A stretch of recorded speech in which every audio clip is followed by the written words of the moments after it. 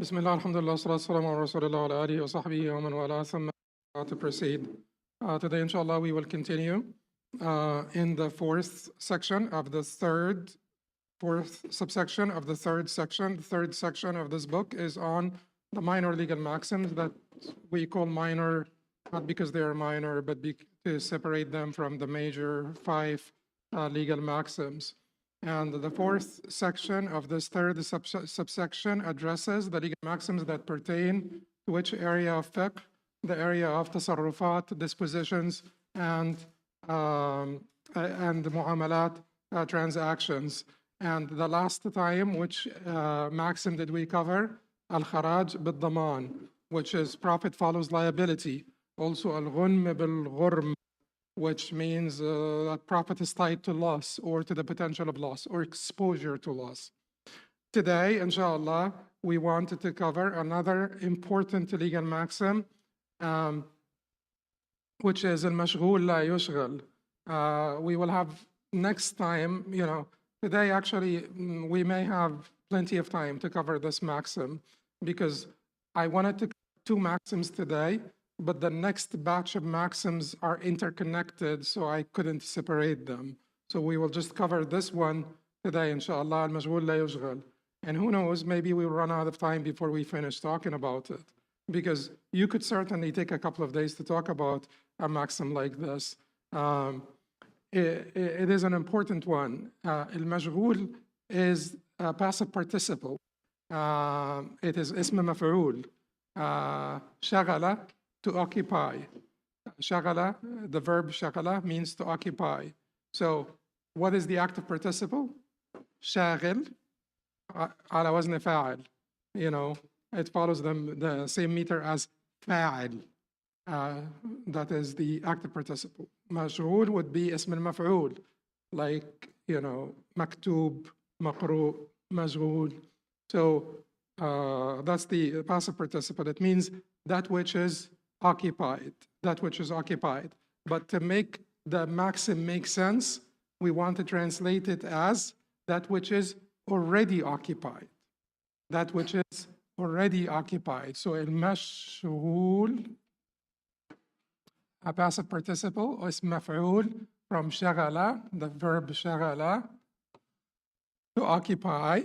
And then it would be that which is already occupied. And that's why sometimes the translation looks a lot longer than the Arabic statement. La, it means cannot or is not. Yushghal, so can not be occupied. Again, so we added already, just to make the maxim make sense. We want to add again to make it make sense. That which is already occupied cannot be occupied again. It is a principle of physics. A principle of physics. If you have a cup that is full, can you pour anything into the cup? No. The cup is full. Al-Mashghul, occupied by what? In the fiqhi sense, not in the physical sense. In the fiqhi sense, occupied by what? Occupied by a ruling or entitlement, istihqaq.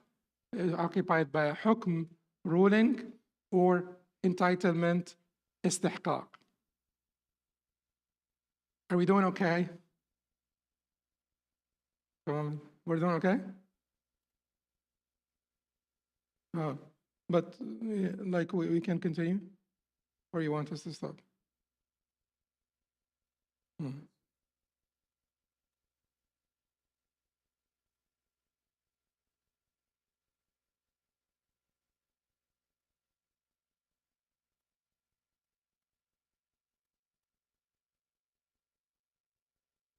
Do you want to widen it so that? Okay.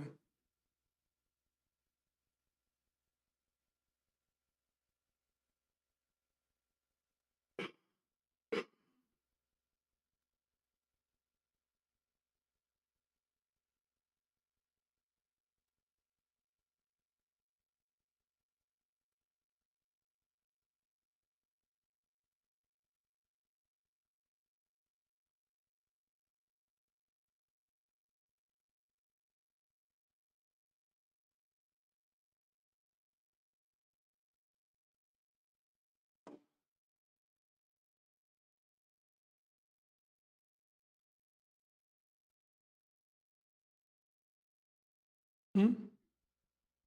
Okay. Tell me where you want me to stand. I can stand here, and then I can just move between here and the.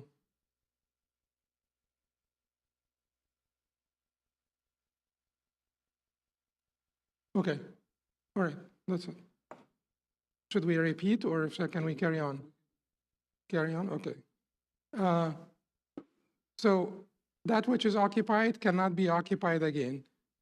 What we're talking about here in this, in terms of fiqh, is not water, is not anything physical, but rulings and entitlements. Rulings and entitlements. So if something is tied to a certain ruling, occupied by a certain ruling, you cannot subject it to another ruling that conflicts with the first one. Something is occupied by a certain entitlement, you cannot subject it to another entitlement that is in conflict with the first one. Okay, what is the evidence for this qaida? When Umar radiallahu anhu acquired some land in Khaybar, the Prophet sallallahu, and he consulted the Prophet sallallahu alaihi wasallam because he wanted to do something good with this land, and he consulted the Prophet sallallahu alaihi wasallam. The Prophet sallallahu alaihi wasallam advised him, "An yuhabbis al-asl wa yusabbil al-thamara," to retain the principle and to make the yield for charity, to basically give the yield in charity. But retaining the principle would mean what? That it is waqf, it is an endowment. And if it is an endowment, it's occupied by which ruling? The ruling of endowments, or the rulings of endowments. Therefore, it is said in the hadith, لا يباع ولا يوهب ولا يورث. This property is not to be sold, is not to be given away, is not to be passed down in inheritance or inherited. Basically, the hadith is saying, since it's occupied by the rulings of endowment, you cannot do anything with it that is in conflict with this ruling. It is not only a ruling, it's also an entitlement, because when you make a waqf, then you transfer ownership to whom? To God. Because al-awqaf, you know, the ownership of al-awqaf belongs to God. And everything belongs to God. We're talking here about you as a human being said, it's not mine anymore, I'm not in control, I cannot dispose of it in any way. It is fixated to the purpose for which it was endowed, you know, whichever purpose. That purpose can sometimes be your own benefit and the benefit of your progeny. That is when you make an endowment and you say, the first beneficiary is my wife, then my children, then their children, and so on until the day of judgment. Or you say, the first beneficiary will be my wife, then my children, then my grandchildren, then charity. Can you do that? You can do that. Then it will be for charity. You can do that. So you can mix here between a personal waqf that is for your own benefit and the benefit of your household, and a charitable one. You could do that. But the thing is, once you have made that waqf, you're not in control anymore. You cannot change the purpose. You cannot basically sell it. You cannot give it away. You can, it doesn't, and then when you say that this waqf will be for the benefit of my children, are your children owners of this waqf? No, they are not. They're beneficiaries. They're not owners. It's still a waqf. They can't dispose of it. They can only get the rent, like make use of it, and so on. And the reason why you can't do anything with the waqf is that it's already occupied. And the occupation by the rulings of waqf is a very strong occupation, because you're transferring ownership to God, to Allah. The second hadith here is when the Prophet ﷺ said, "La yabi' ba'dukum ala bay'i ba'd." You should not basically, none of you should, is to sell or should sell over the sale of another. So when something has been sold, it's already occupied, immediately occupied. When you sell something, it's immediately occupied. So no one should come in now and attempt to purchase that property that has been sold, or by overbidding or anything of that nature. Now, what are the dawabit of applying this qaida? This qaida needs to have dawabit. And as we said before, dawabit would be regulators, controllers, governing parameters, and just call them controls. What are the controls for applying this qaida, and when should it apply? The first one is what? Ittihad al-hukm. Ittihad al-hukm. Ittihad means unity. Hukm, ruling, that's the unity of the ruling, or the Shari'i ruling, which means what? That, we're talking about ahkam here that will crowd out each other, that will compete with one another. We're not talking about ahkam that will not compete with one another because they apply to different aspects, or they govern different areas, arenas. We're talking about ahkam that will conflict. Or we were talking about the same hukm or ahkam that will compete or conflict with one another. Same hukm, such as in what? Bay' an bay'. You cannot sell one property twice. It's the same hukm, rulings, What are two ahkam that will conflict? Bay' an waqf. You cannot make an endowment and sell it. You can't make an endowment and sale at the same time of the same property. They crowd out each other, they conflict,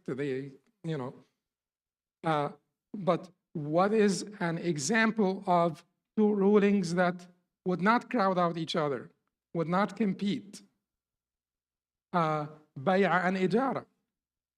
Bay'a an ijara. What is ijara? What is rent? It is the selling of the usufruct, the selling of the benefit or the use of a property.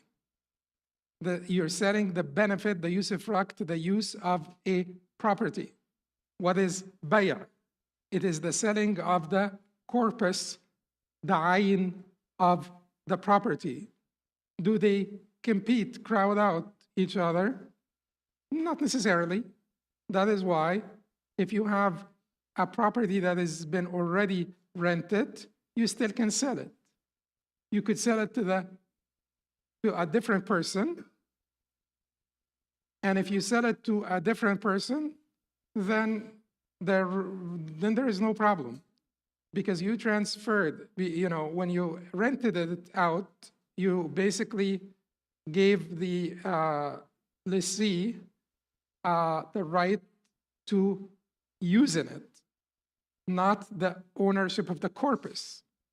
And then you transferred the ownership of the corpus to someone else. That happens all the time. People sell properties, they have rented properties that are in contract already, rented already. And if the buyer accepts this, then that is fine. The buyer then is accepting what? Accepting to own the corpus, but to have no access to the use until it is vacated, until the renter or the lessee, that the term of the lease ends. So that is absolutely fine. In this case, these two rulings do not conflict with one another. But what if you sell the property to the lessee? What if you sell the property to the lessee, not to a third party, but rather to the lessee?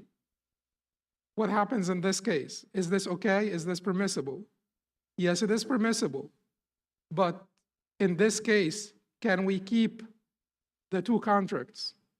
We cannot. Why?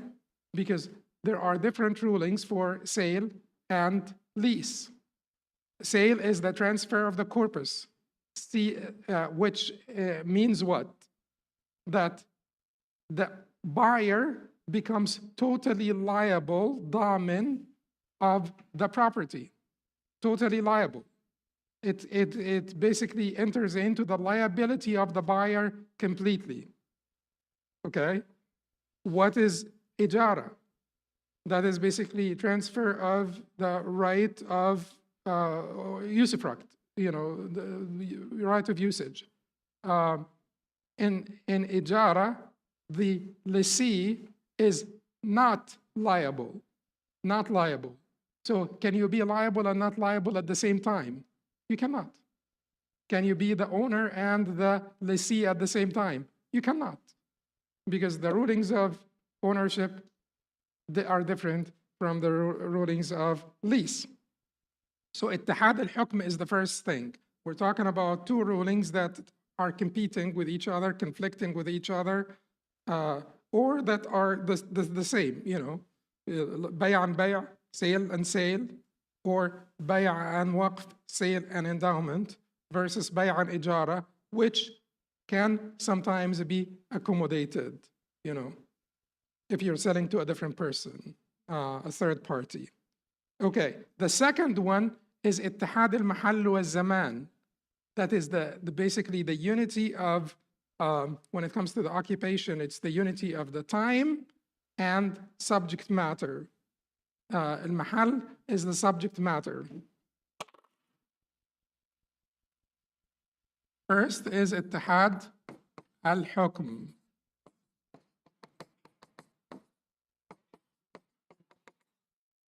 Second is ittihad al-mahall wal-zaman. That is unity of subject matter and time. The third is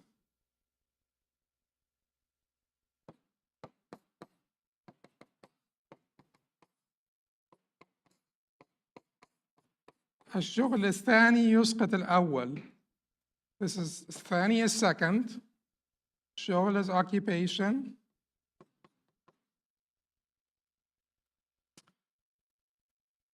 Voids the first.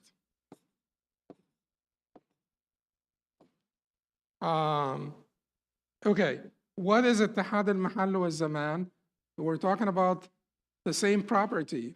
We're not talking about two different property. That is al-mahall, the subject matter of the contract.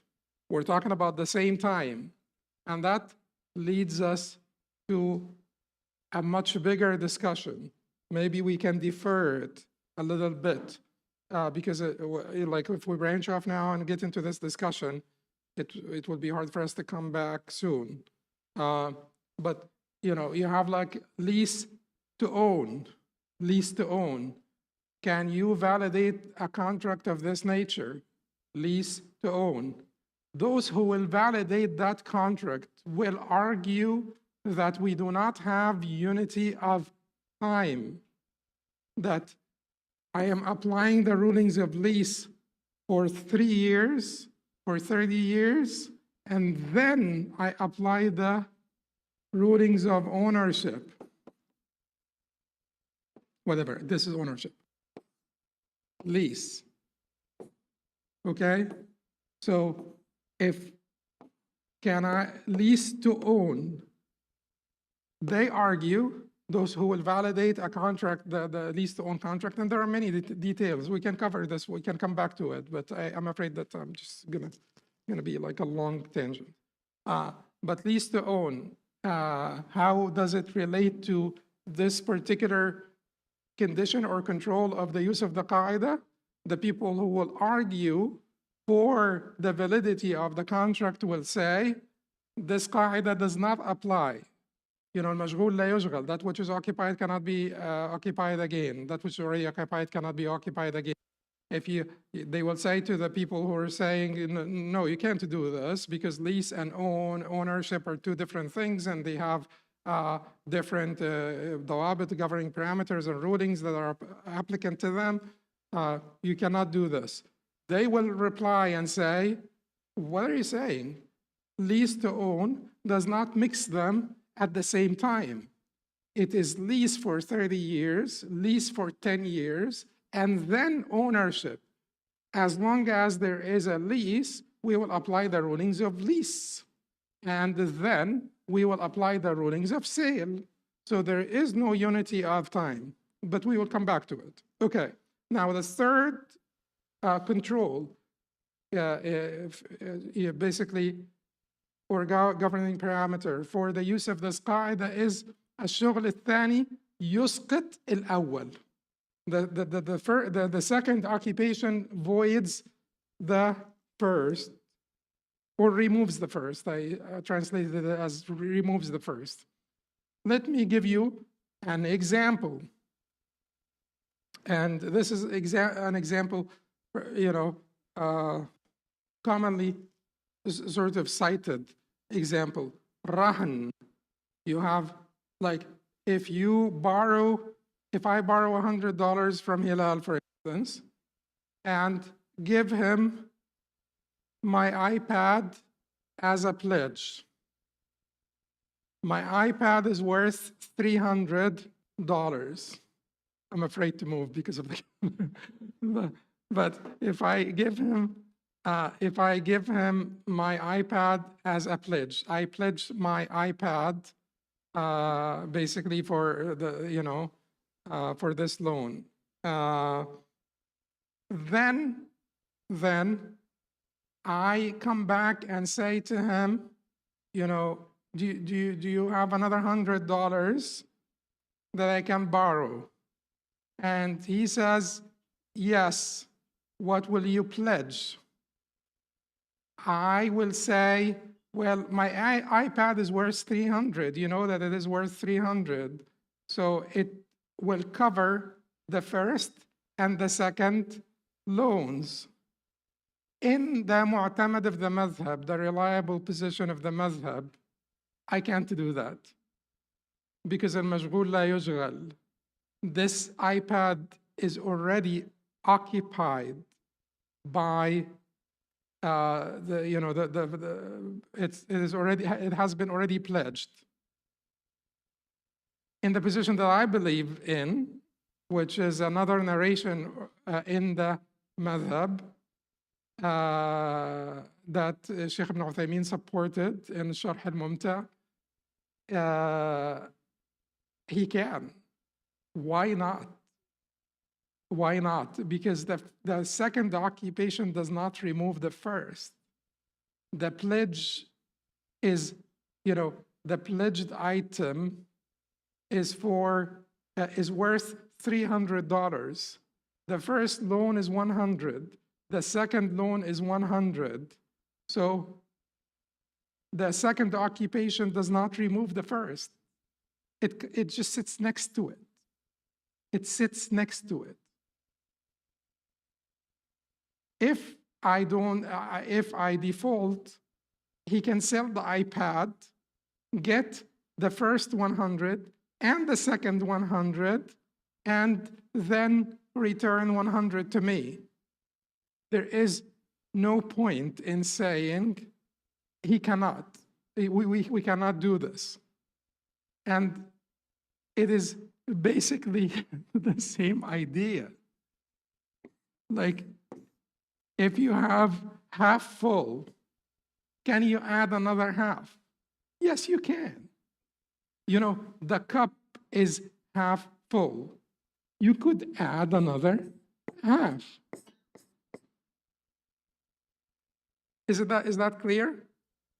But in the mu'tamad of the madhab, the item is already occupied by the first pledge. You cannot basically occupy it again with a second pledge. But that's another sort of whole different issue, which is,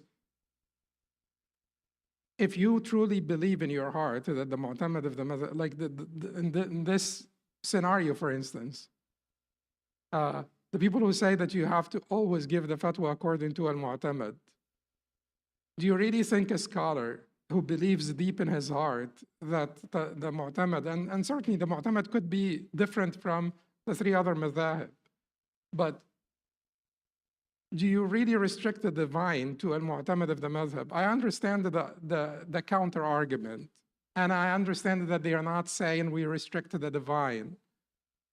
But at the end of the day, practically speaking, you're saying to the people that it is haram to do this. It is basically haram to make the same item a pledge for both loans, when deep in your heart, you don't believe it. And I think that there has to be like a sort of a moderate position between, you know, compliance and basically appropriateness and commitment and proper methodology and all of that stuff, and practicality, and the needs of the people, considering the needs of the people, and not causing hardship to the people just because al-mu'tamad does not allow this transaction to go through. If there is no strong indication, like from the Book of Allah, the Sunnah of the Prophet sallallahu alaihi wasallam, and so on, then you should have plenty of room when it comes to choosing the non-mu'tamad, given it meets the criteria, it's not too weak, etc.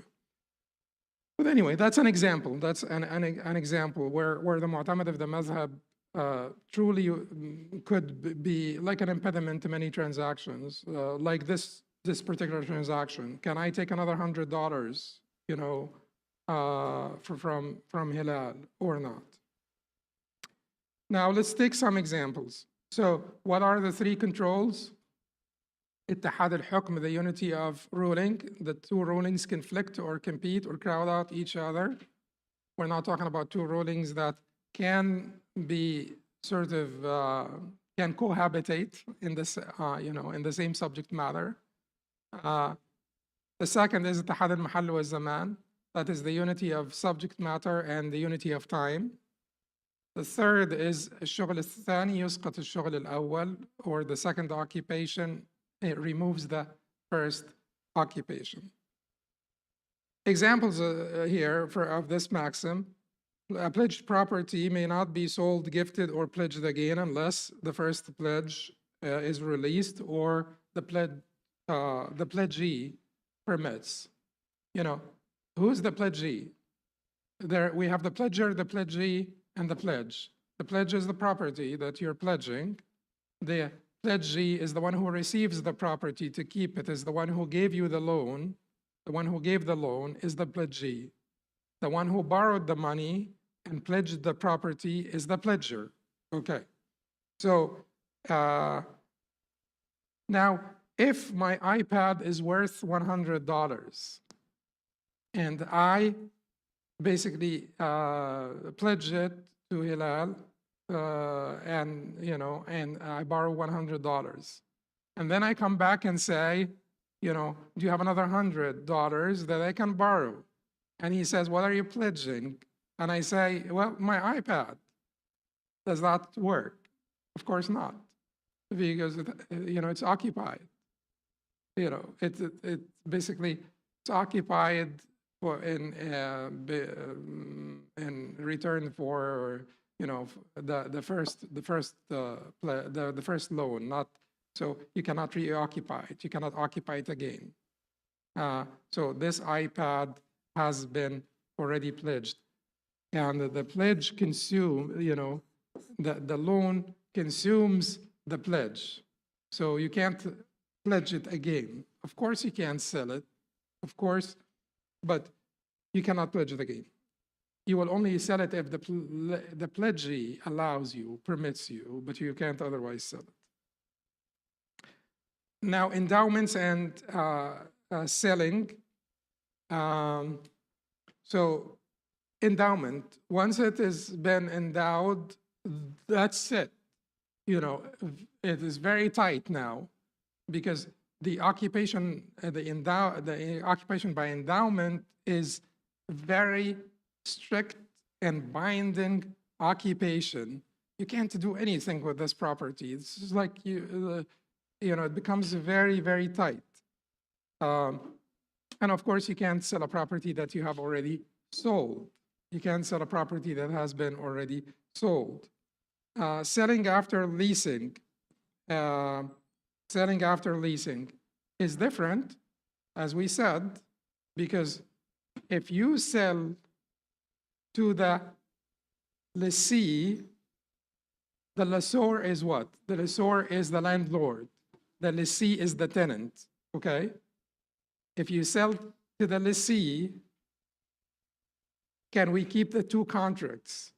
No, we cannot, because now the lessee becomes an owner.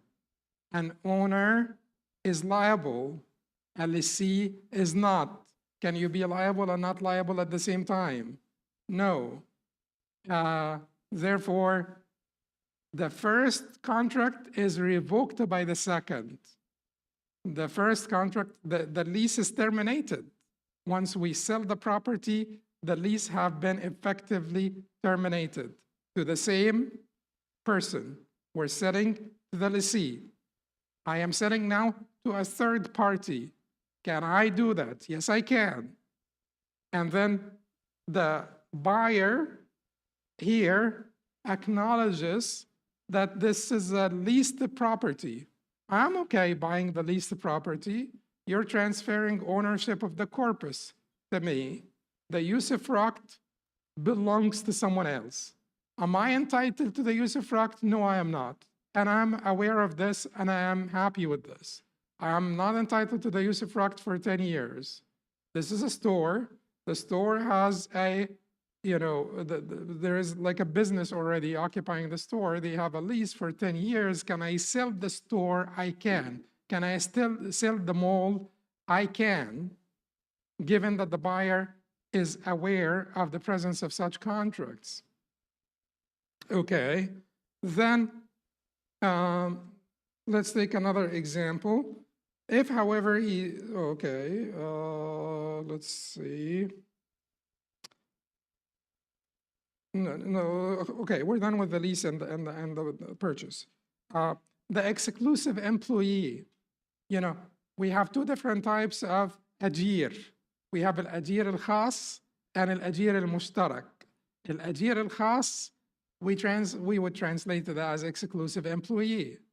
Ajir al-khas is what? Is when you hire someone to work for you, a particular span of time, 8 to 5. It's not like I own you between 8 to 5, but I own your usufruct, manafi'ak, your work, your time. I own your time between 8 to 5. You are an exclusive employee in the madhab, because God's rulings basically override. I don't own the time of prayers. In the madhab as well, and that's controversial between the different madhahib, is that the time of fard and additional sunnahs, or the time of fard alone. In our madhab, it is the time of the fard and the routine sunnahs, rawatib, the routine sunnahs. But anyway, it's controversial between the madhab. Can basically, can you use this time and look at the integrity of our laws, and can this time be used for any other work? Can you be sitting at your job, like your whatever it is, and do another work for another employer? No, you cannot. المشغول لا يشغل. مشغول لا يشغل. Which means that which is already occupied cannot be occupied again. Now, unless what? It's an established urf that they would allow you. They would not mind. They would not mind. And if it is because sometimes that also needs to be invoked, the idea of an established urf. If the established urf is that people on this job, if they are on call, for instance, for 24 hours, can do certain things, they are allowed to do certain things, then that would be fine. Like if you are on call and you basically do whatever, online, then if the established urf is the acceptability or the appropriateness of that, then that's a different story. But exclusive employee, the qaida would apply to the exclusive employee. Another example is prohibiting the combination of leasing and mudaraba. So in our madhab, can you hire someone for a percentage of the profit? Mudaraba is partnership. That is sharika. Can you say, I'll give you $100, basically invest it, and the profit is between us 50-50. Can you do that? Yes, by agreement. By agreement. Now, if you say to someone, I will hire you to work in my store from 8 to 5, and the profit is between us. Can you do that? That is ijara. That is not sharika. I hire you. Only in the Hanbali madhab you can do that. It's one of the mufradat, distinctive positions of the madhab. الإجارة على نسبة من الربح. So that is one of the distinctive positions in the madhab. Now, can you combine between both a percentage of the profit and a pre-designated salary? Can you say, I want you to work in the store 8 to 5, I will give you $100 an hour, pretty generous, and then I will give you 10% of the profit? Well, yeah, she's always going for the non-mu'tamad. Okay, that is the non-mu'tamad. You can, it's not only non-mu'tamad, it's a very weak position in the madhab. That is, you could say a mahjur position in the madhab. There is a report from Ahmad that you can, وَعَنْهُ يَجُوز. Sort of they mention it casually, but the very established position of the madhab is that it is not permissible to combine them, because it is either this or that. It's either this or that, one of the two. You're basically here combining like mudaraba and ijara together. Like you combine two different concepts together. Ijara, hiring, and mudaraba, partnership. You're combining them together. I will sound, rebellious now, but let me say, لا يصلح أمر الناس إلا بذلك. Which is a concept that has been repeatedly sort of cited, used in our madhab and in all the madhab, that people's affairs cannot basically cannot run smoothly without that concession. You should be able to allow this type of arrangement where you say to the employee, you get $100 an hour and you get 10% of the profit. $100 an hour because they would otherwise not work unless these are poor people. Why are we having a problem with this to begin with? Because if you do this for the capital, if you try to protect the capital by giving the capital a lump sum, that is just pre-designated, or a percentage of the capital, I give you $100 and I want you to invest it.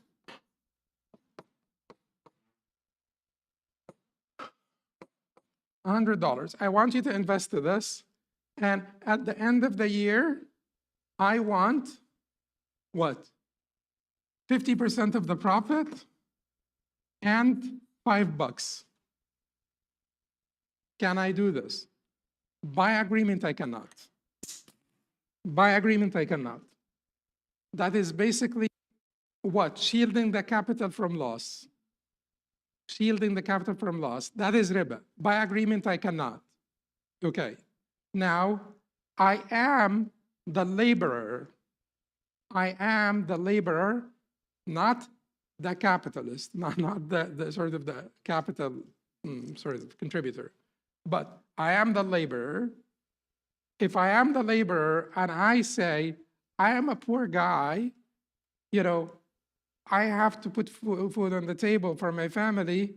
If you tell me work for 50% of the profit and I don't know what the profit is, I can't take that risk. It's just too much for me. I need to have at least like a guarantee of some income to support my family.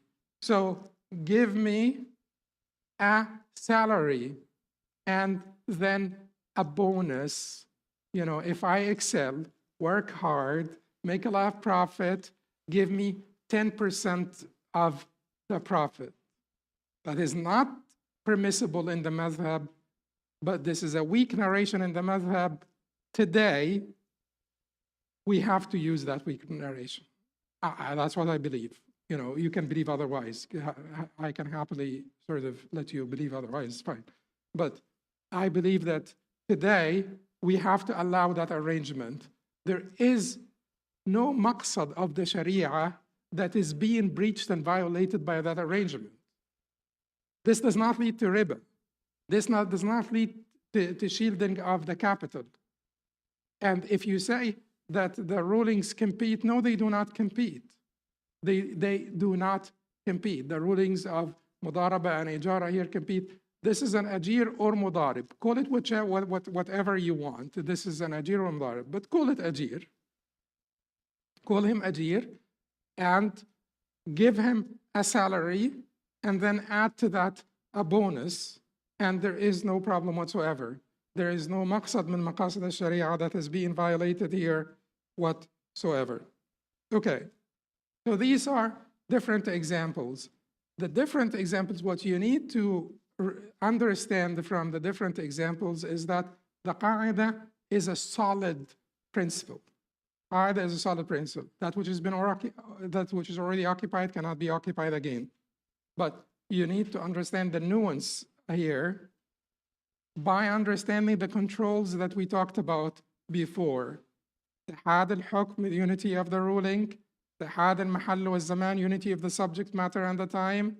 الشغل الثاني يسقط الشغل الأول. The second occupation removes the first occupation. If you understand this, these controls, then you will be able to apply the qaida without making this qaida a nightmare. Because you could make of this qaida a nightmare. that will invalidate so many contracts, that will invalidate so many transactions, that will make people's lives much harder. And then you want to understand that, you know, when you basically restrict transactions and dispositions, you are shooting yourself in the foot. You are destroying the markets. The markets need flexibility and economy. You know, everybody should understand now that, you know, Muslims need to work on different, on accrual of power, different forms of power, scientific power, economic power, and so on. And if you keep on basically suppressing any opportunity for development, for progress, for growth, and then keep on, like, you know, whining about why our conditions are and certainly our conditions are primarily spiritual and moral. We agree with that, but at the same time, there are material problems that we are facing. And the Sharia, the coherent and sublime Sharia, should never be blamed. It is our doing, like it is our sort of rigidity. I have shared with you before when Sheikh Mustafa Zarqa said that had the Ottomans used the concessions on the Hanbali madhab, they may have not needed to incorporate these concessions from the French laws. They would have stayed completely within the Sharia, and they would have not needed to replace the civil laws and, you know, commercial laws by basically copying the French laws. Anyway, are there exceptions for this qaida? Yes, there are exceptions. Bay' al-Urbun, for instance, Bay' al-Urbun, that is deposit sales. In our madhab, Bay' al-Urbun is permissible. Bay' al-Urbun, deposit sales are permissible. What is Bay' al-Urbun, deposit sale? I tell you, here's $100 for this laptop. If I come back and pick it up from you, it will be subtracted from the price. Here's $100 for your apartment. I want to rent it from March 1st. If I do not, the $100 is yours. Is this halal? Yes. What is this $100? It is part of the price or a gift. It is part of the price if I carry on with my commitment to buy or to rent. It is a gift if I don't. So in this case, we're dealing with this deposit differently, depending on whether I come through or not. That's one exception. Another one, lease ending in ownership. If we adhere to the rulings of a lease in the first period and sale in the second, making sale contract contingent upon a future condition, okay. Here is another example that we said does not have actually to be an exception from the qaida. It's but just proper understanding of the scope of the qaida. Lease ending in ownership.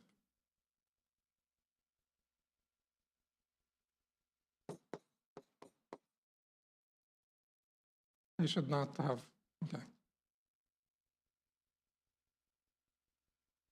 What?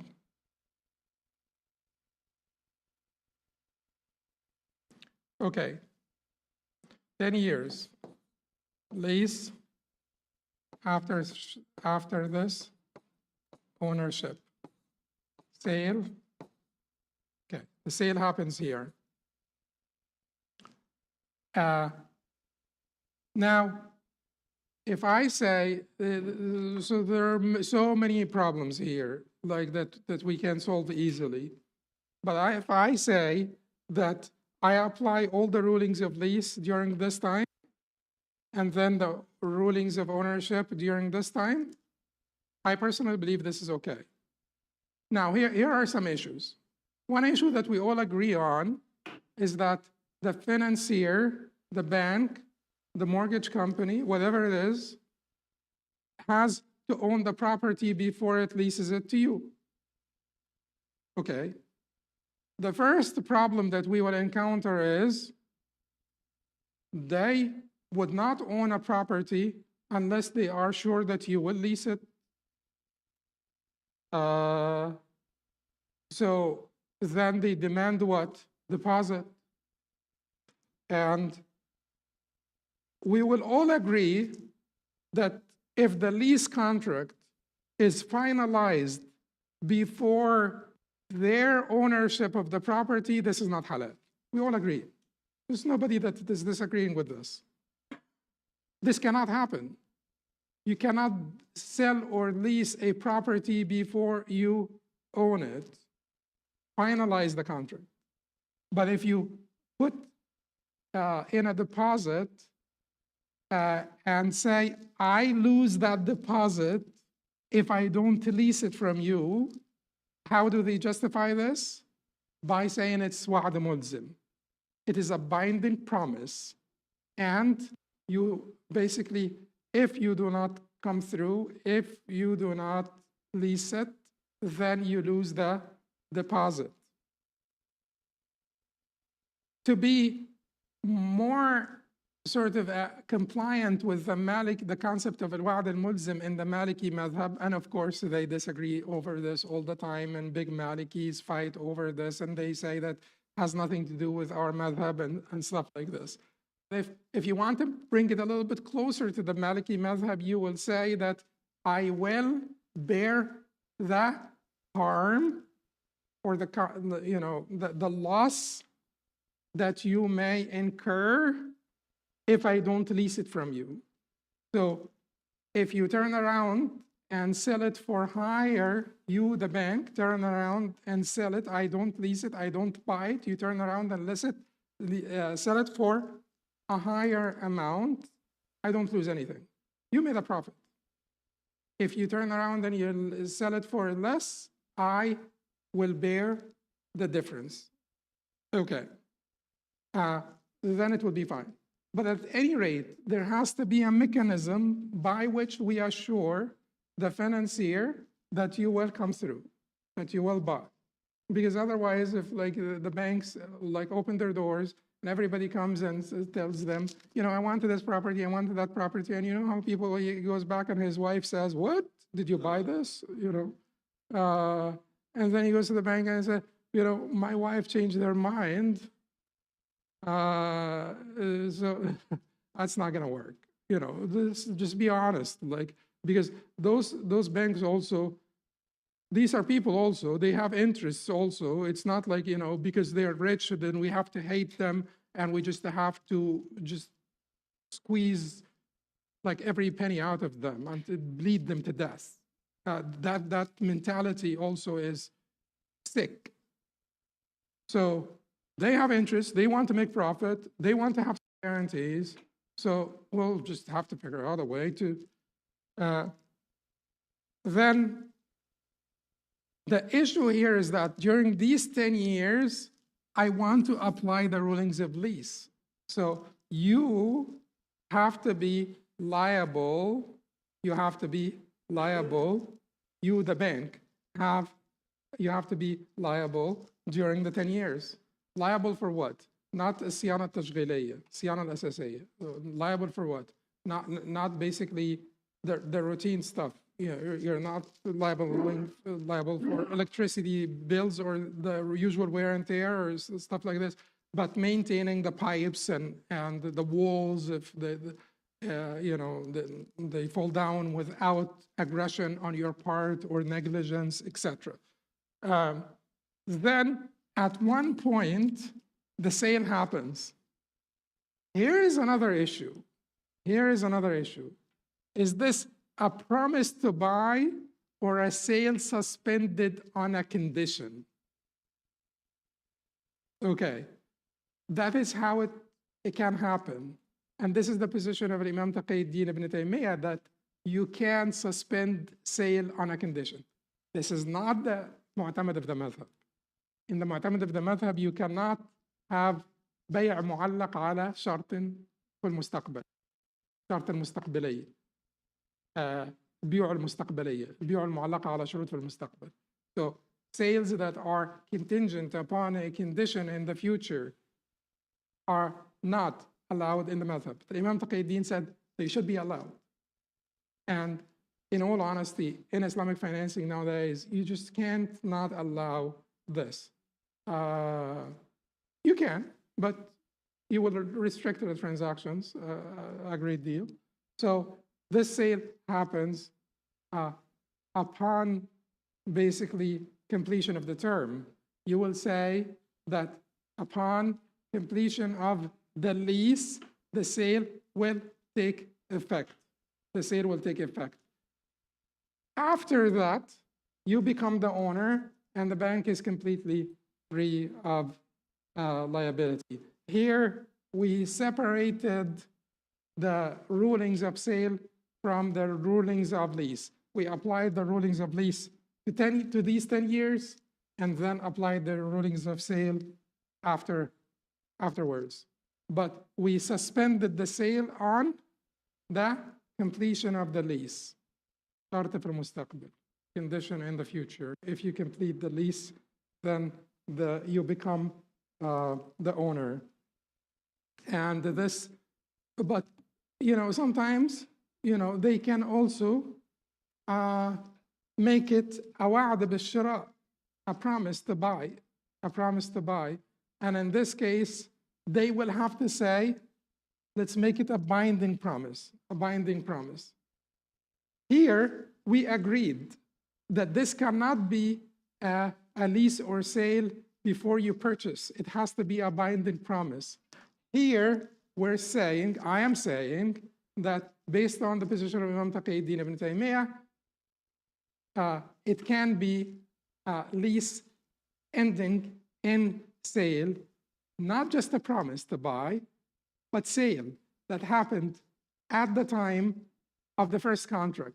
The first contract contained two transactions together, lease for 10 years, ending with a sale that is contingent upon the completion of the lease, the term of the lease.